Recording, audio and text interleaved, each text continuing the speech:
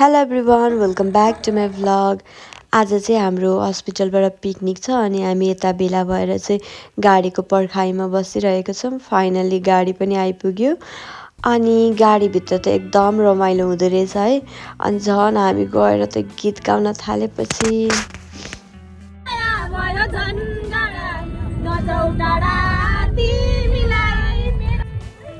अनि फाइनली हामी चाहिँ हाम्रो डेस्टिनेसनमा आइपुग्यौँ।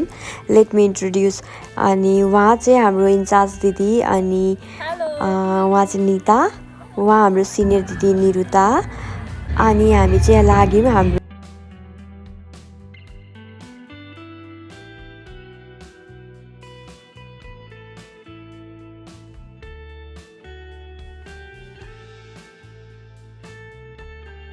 होटलको बेनर। अनि हामी चाहिँ स्टार्टिङ नै खाजाबाट गर्ने भनेर चाहिँ खाजातर्फ नै लाग्यौँ। यो हाम्रो बिहानको खाजा है।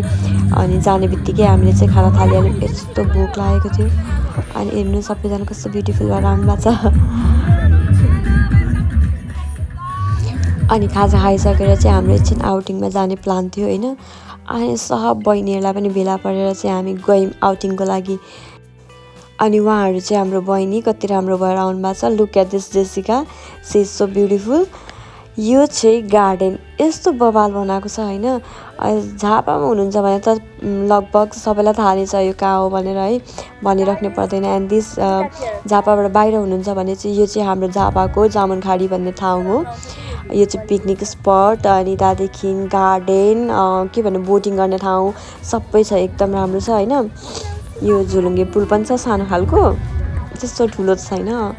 जे होस् यसो इन्जोयमेन्ट चाहिँ हुन्छ। उहाँहरू चाहिँ हाम्रो दिदी होइन, सिनियर दिदी ओटीबाट। अनि उहाँ हाम्रो ल्याबको दादा, उहाँ चाहिँ निता मेरो साथी।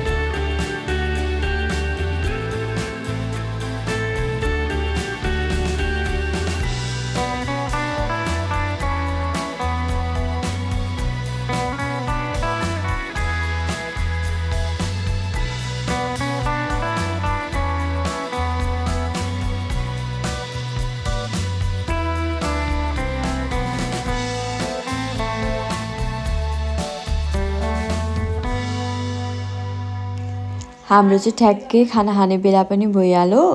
अनि हामी चाहिँ यता पोखरीको साइडमा बसेर खाना खाने भनेर चाहिँ जेसिका र म गयौँ। अनि फेरि हामी चाहिँ गार्डनतिर गयौँ किनभने हाम्रो चाहिँ फोटो सेसन नै कम्प्लिट भइसकेको थिएन। अनि फोटो लियौँ, भिडियो बनायौँ एकछिन होइन, एकछिन गार्डन घुम्यौँ।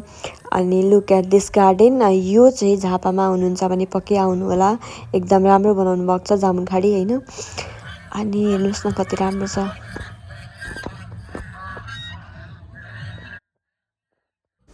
अब चाहिँ लगभग हाम्रो पिकनिक पनि सकियो अनि सबै मिलेर एउटा लास्ट गानामा डान्स गर्ने भनेर चाहिँ हामी डान्स गर्न थाल्यौँ। सरी गाइज, तर म्युजिक चाहिँ आएन होइन, कपिराइट लाग्ने भयो त्यही भएर। So thank you for watching. फेरि भ्लग लिएर आउनेछु।